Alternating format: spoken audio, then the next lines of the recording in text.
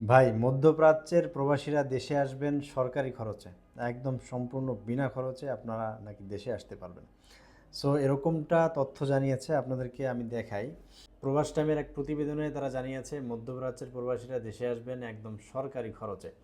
So পররাষ্ট্র প্রতিমন্ত্রী শামা আবদ সাহেব তিনি জানিয়েছেন মধ্যপ্রাচ্যে চলমান সংঘাতের কারণে আটকে পড়া প্রবাসীদের নাগরিকদের সম্পূর্ণ সরকারি খরচে দেশে ফিরিয়ে আনা হবে। তার পাশাপাশি তারা আরেকটা জিনিসও জানাইছে, দেখেন, এই যুদ্ধ পরিস্থিতির কারণে যদি কেউ কাজ হারিয়ে দেশে ফেরত আসে তাহলে তাদের সম্মানজনক কর্মসংস্থান ব্যবস্থা করবে সরকার।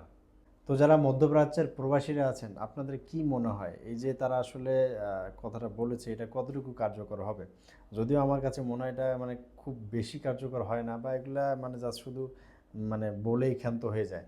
ঠিক আছে, এগুলো কোনো ধরনের কোনো কার্যক্রম বা এগুলার কোনো প্রতিফল দেখা যায় না।